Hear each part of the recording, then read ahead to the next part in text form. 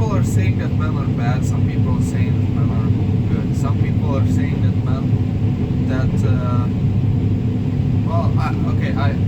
I'm not confused that men are bad. No, men are not inherently evil.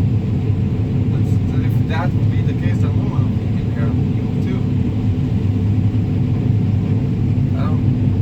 Because it's impossible. I don't know. It just doesn't sound right. I'm more confused about school, actually. To go, not to go, like, is it that bad to go to school? Why is it bad that you wake up early in the morning? But, I don't know, listen to Andrew Tate, listen to Jordan Peterson, they all tell you, oh, you should wake up early and start your day early. So, waking up early is not bad. But to school, it's bad. Okay? What the fuck? Then being taught stuff that you're not interested in. Well, yeah, but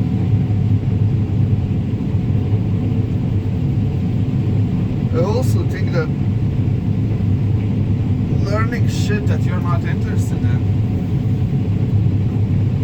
gives you a basis to actually, after that, gives you the freedom after that to actually learn something that you are interested in, because you're gonna have that basis, that, well, solid foundation on which you can build your knowledge.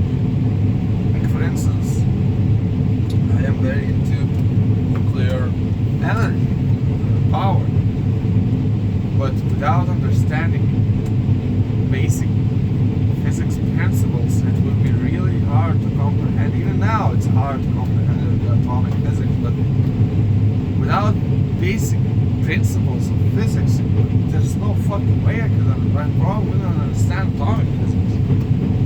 There's also another fact. For me, it's easier with physics. For people, other people, it could be with English or biology or geography. But for me, with English, physics, it's easy because, well, for instance, Newton's laws of thermodynamics, one of the last states that energy cannot appear from nothing. And also another one of Newton's laws states that, well, every action has an equal and opposite reaction. And those two laws basically tell me that, well, you can put them into your own life and say that nothing is for free. Everything has its price.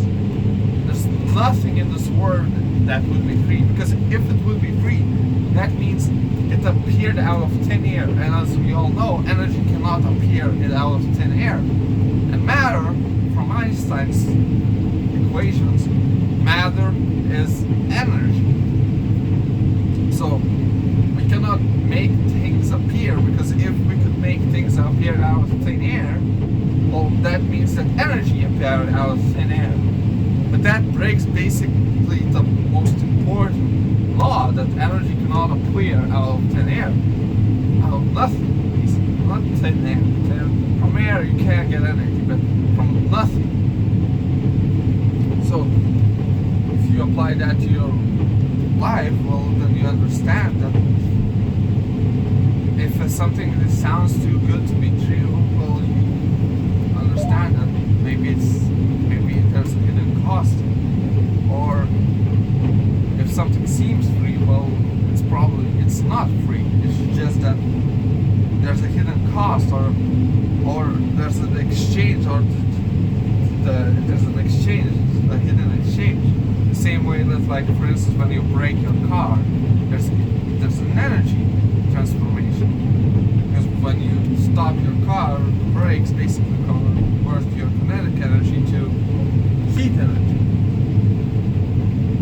So the same here. Maybe you're not paying for the thing that you are doing right now. Maybe you're gonna pay it in the future. Maybe you already paid it in the past. Maybe that would be also the case.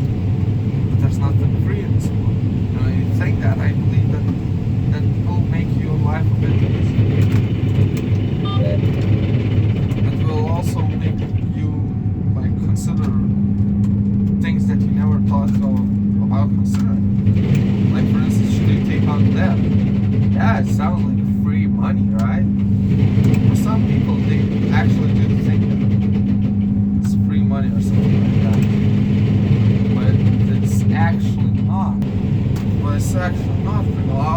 Or well, with that you can still kind of understand that it's not free money, but with stimulus checks, for instance, that that a lot of people think that's just free money. No, it's not fucking free money. When you understand that, like, nothing can appear out of thin air, everything has a cost to it. Well, those stimulus checks, well, they have a hidden cost, which is inflation,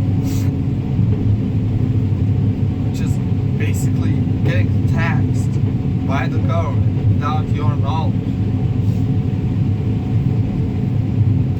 That's basically the cost of stimulus checks, or printing money. There's also the cost that, well, and if it's true, there's no country, no government that stopped printing money in the world. When they started printing money, well, they printed till the world. So that's also the cost. People should understand that. People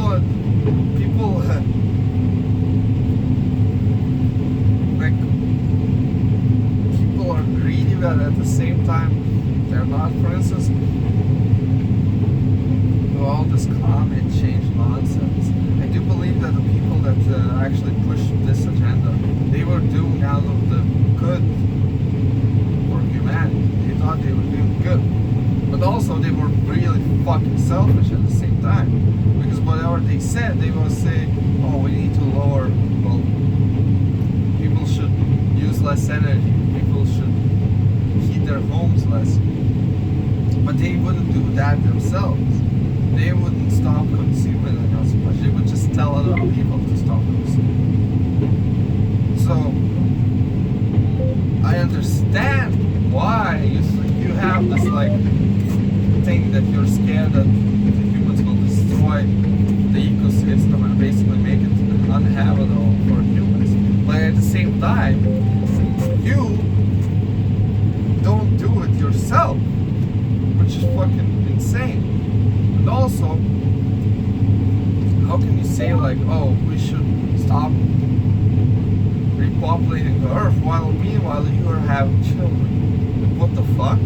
So you're telling us what to do, but you're not doing it yourself. Well, that's kind of fucking mean and inconsiderate. And to the people that say, oh, a lot of people have to die so that the planet can survive. Okay, you die first. You kill yourself first. I might get fucking banned on YouTube for saying that, but well, it is true. They are basically telling us that you should kill yourself so that people like us can survive. What the fuck? No. Another point is, well, our technology, we could definitely feed all of Earth.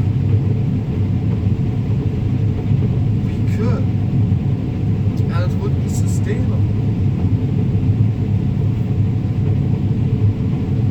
Because I see what we can do. I'm a farmer myself. I can see like how much can I grow. And that's sustainable. Crops grow. And we have land. We have lots of unused land, which is our very fertile land. We just don't do it for political reasons, geopolitical reasons. Some are for environmental reasons. Even though for the environment it's not that bad. It's not bad. It's not even bad. It's not good, not bad. It's just neutral.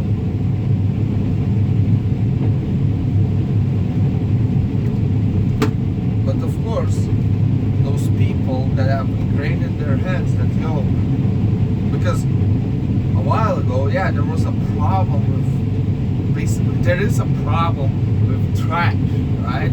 They have a problem with trash, a lot of trash in places that there shouldn't be trash.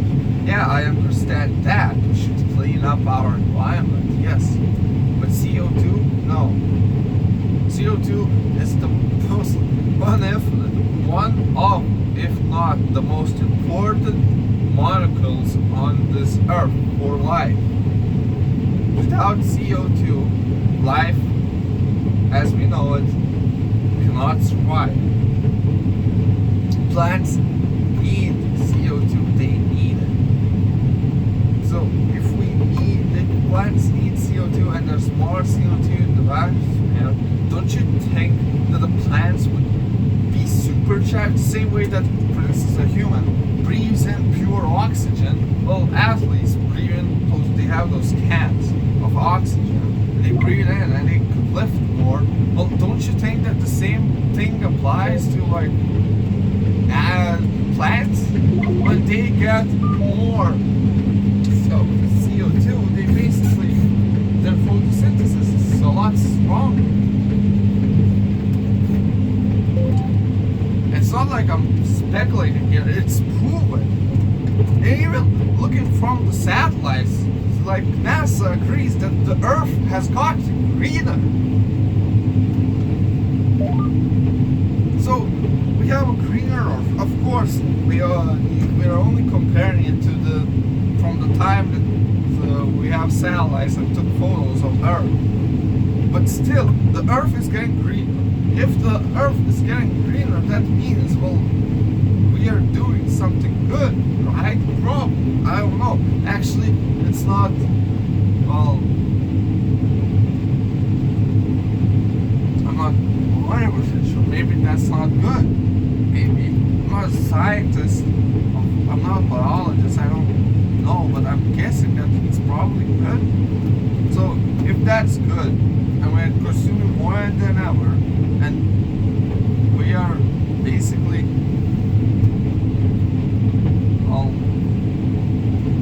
China is producing a lot more CO2, and you're telling me that that's still bad. What the fuck? I don't know. Of course, I understand, like I said, trash being like everywhere, that's bad. That's really bad. It shouldn't be trash in the system, but also you have to understand that it's not as simple as just, oh, stop doing this or stop using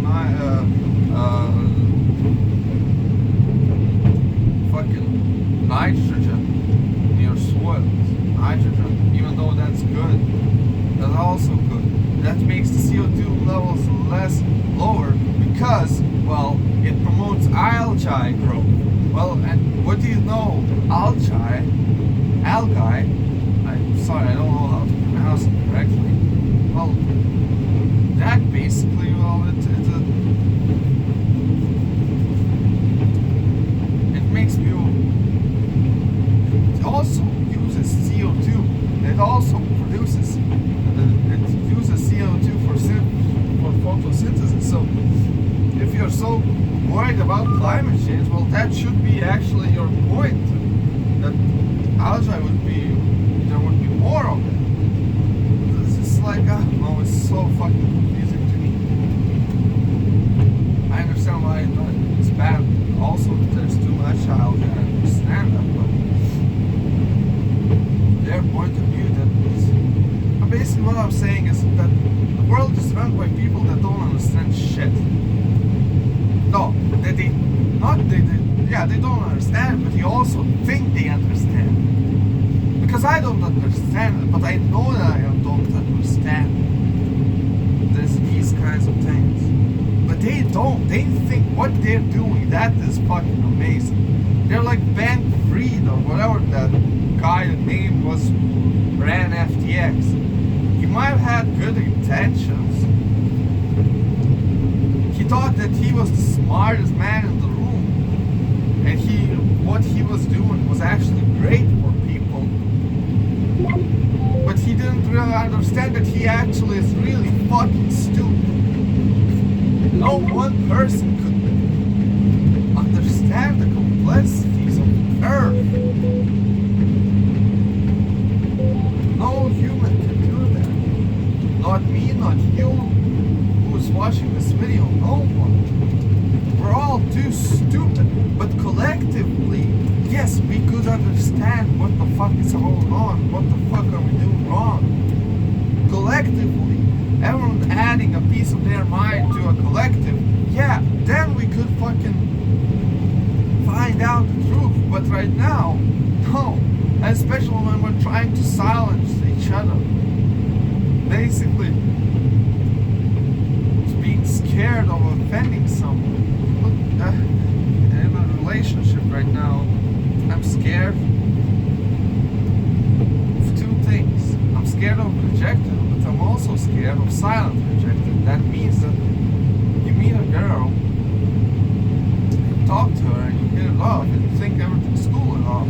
And it turns out she didn't like you. And you asked her, like, yo, do you like me? Do you think that we could be, like, more than friends? You would ask her straight up, and she would say, yeah, let's try it. But then she, after a week or two, she tells you that, no, I never liked you. Like, bruh, I thought I made it clear what my intentions were with you. And this is just on a relationship here, but this is happening everywhere.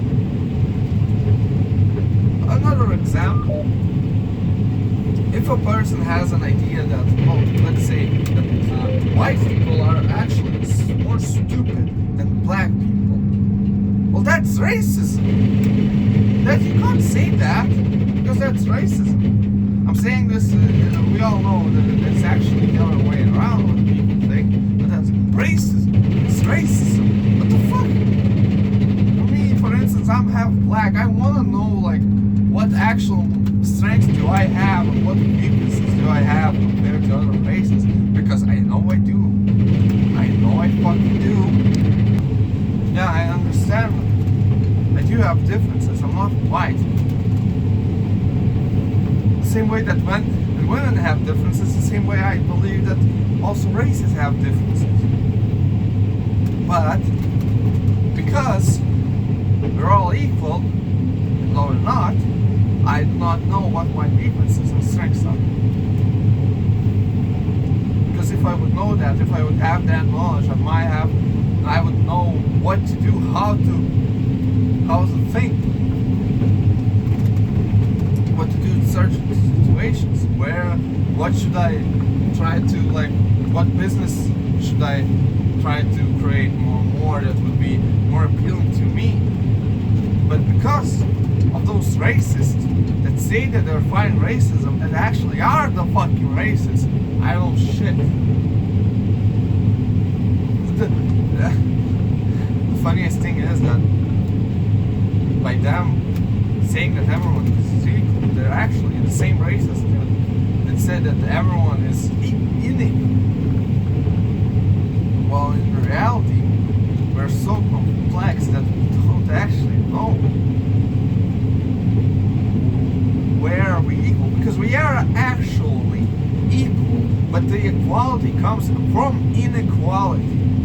Like for women and men it's more obvious, for races it's really fucking not that obvious, but men and women it's obvious. It's more obvious. While men are more aggressive on, like, in real life, and they're more likely to get, well, to start beating up each other, women are more likely to be more aggressive in social media, in the workshop world. So, but we're equal, we're still, both of us are equally aggressive, we're just, our aggression is shown in different ways. Same way that men and women are actually both really smart, it's just that our smartness comes from different kinds of smart. And that's the beauty of it, actually, because while we're different, our differences, well, they actually make us, well, you know, they fulfill us. Man and woman basically get fulfilled because, well, they add their one another's weaknesses. And That's the whole beauty of symbiotics. Basically, symbiotics is when a animal or a plant basically lives with another plant, where both of them benefit from the relationship. And parasitic relationship would be where only one benefits and the other one is basically squeezed dry from all life. And with men and women, that should be the case. It should be symbiotic. Men's different. For instance, with fungi and trees, right? Basically, the things that fungi shit out, basically, are the things that plants trees actually need to grow. And the things that trees shit out, the fungi needs to grow. So they both eat each other's shit, basically, but it's a symbiotic relationship. They're both of them are living off each other and basically helping each other to survive. Same way a man and woman's relationship. I'm not saying eat your fucking partner shit, but basically saying that if your partner has a weakness, it should be your strength. I don't know if people understood exactly what I'm saying, but I think you get it. So yes, I don't know. This whole school thing is fucking useless and shit like that. I don't believe it. I might have, as always, I got off topic, but I don't think school is useless. Because, and if you say, I'm not sure if it's useful or useless, but I don't think it's that simple. Because how do you quantify that? How do you calculate that? How do you calculate if school actually helped you or it didn't help you? How the fuck do you do that? If you're gonna say, oh, but look at this guy, he didn't finish school and he's a millionaire. Well, yeah, so are people that finish school and university. They're also millionaires. So what does that tell you? We tend to fixate on the things that actually, on the extremities, when we don't look at the average. I believe the average of millionaires or billionaires, whatever you want, are ones that finished school. They didn't have maybe the best grades, but they finished school. The average, maybe the average had like good actual grades. I don't know. I really don't know. I don't know the statistics. I should check, but what is the average?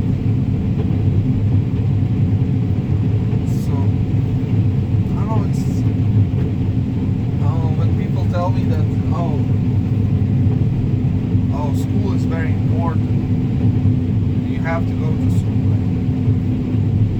And then there are people that say, oh no, school is not important, you don't need that. I don't believe either of them.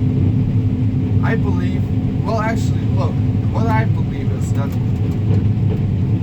I don't know, if I become like successful in my life, I'll still won't know if school helped me or not, because maybe it's my personality, maybe it was the school that helped me, yeah, maybe it was my personality that made me successful or unsuccessful, same way, both ways. Maybe it's just sheer luck, maybe it's not, I don't know.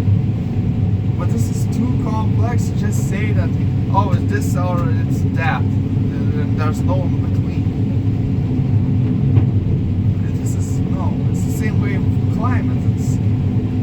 Climate is so complex and so chaotic that we don't really know what actually makes it tick.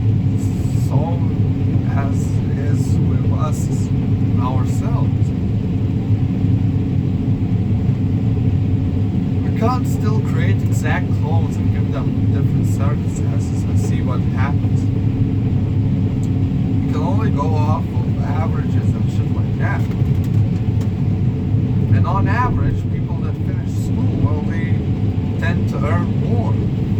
So